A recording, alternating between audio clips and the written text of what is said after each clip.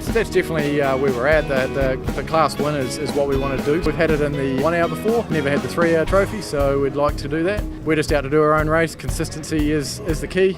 It is really good this weekend. There's a V-dub in their class, so there's a couple more other cars that have just joined, so that's going to be really good. The more cars that we can race, the better. We partnered up with M2 this year. Basically there's only myself and Phil really running the car. We needed a few more guys rather than bring a whole lot. Colin was gracious enough to lend us his guys, and basically our whole strategy is whenever it's convenient for them, we'll come in and pit. So if that's 1 hour 20 minutes or it's 2 hours, we'll come in, change over when they're free and carry on. It's a 2008 Seat Leon Super Cooper, factory built from Spain. This particular car we've owned for about 5 years.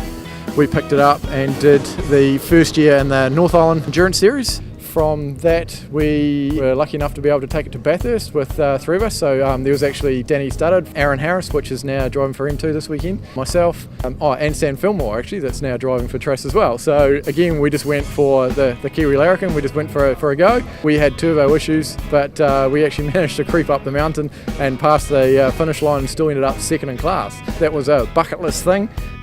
The whole idea of the endurance racing is that 3 weekends out of your life, you can pretty much sort of manage that around work commitments and bits and pieces, and bang for your buck or dollar per lap. I still reckon it's hands down the cheapest form of motorsport in New Zealand at the moment, you know. We've made many friends out of the whole fraternity of people, you know, right down to, you know, Sam and Danny, you know, Danny from Aussie, Sam from Auckland, right down to people from Invercargill. We're having a little bit of pre-race drama. In my last run yesterday, a boost hose fell off, and in doing so, when we're fixing it, we then broke the boost controller. We put a new one on, but it wasn't brand new, it's a second-hand one. It gave a bit more grief, put a brand new one on, hopefully it's all good.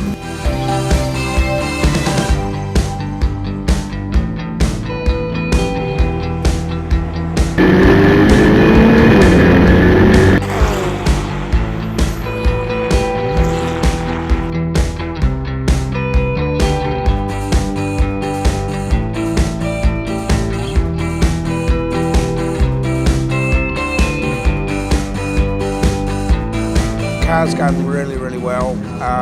The tyres seem to be lasting well, plenty of brakes, so hopefully Mike will do a good job and get it home. Our goal was just to get the car home for all 3 rounds, and hopefully if we can do that, we may win it.